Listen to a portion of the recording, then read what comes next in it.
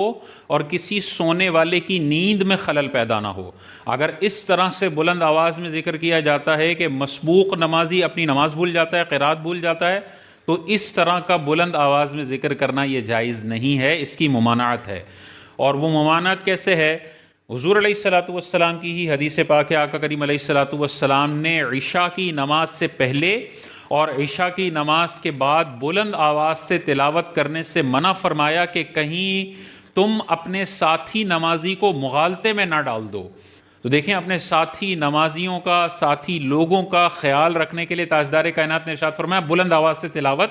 مت کرو۔ تو کچھ حدیثوں میں ہمیں ملتا ہے بلند آواز سے ذکر کیا، اور کچھ میں آقا کریم علیہ السلام خود منع فرما رہے ہیں کہ ساتھی نمازیوں کو مغالطہ نہ ہو۔ تو نتیجہ کیا نکلا کہ اتنی بلند آواز آپ کر سکتے ہیں کہ کسی نمازی کی نماز میں خلل نہ پڑے، اور اگر نمازی کی نماز میں خلل کا اندیشہ ہو تو پھر آوازوں کو کم کرنا ہوگا۔ مثال کے طور پر کوئی بھی مسبوق نمازی نہیں ہے، سب ٹائم پر آ گئے اور سلام پھیر کر سب نے اپنی نمازیں مکمل کر لی، تو آپ بلند آواز میں سارے ذکر کر سکتے ہیں، کیونکہ کوئی نمازی ہی نہیں ہے، سب پڑھ چکے، کوئی مسبوق نمازی نہیں ہے، کوئی مسئلہ نہیں ہے۔ لیکن اگر آخر کی 2-3 صفیں کھڑی ہو جاتی ہیں اپنی نماز پڑھنے کے لیے، یہ مسبوق نمازی ہیں، اب اگر امام صاحب مائک میں بلند آواز سے ذکر کریں گے، پیچھے سارے بلند آواز سے ذکر کریں گے، تو بہت مرتبہ ایسا ہوتا ہے کہ لوگ الحمد شریف بھول جاتے ہیں، اپنی سورت بھول جاتے ہیں، اور نماز میں مغالطہ ہوتا ہے۔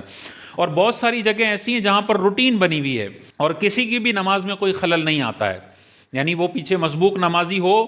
تو بھی وہ روٹین کی ایسی سچویشن ہوئی بھی ہے کہ نماز کے بعد بلند آواز سے دعا بھی ہوتی ہے، ذکر الہی بھی ہوتا ہے، اور کسی مسبوق نمازی کی نماز میں خلل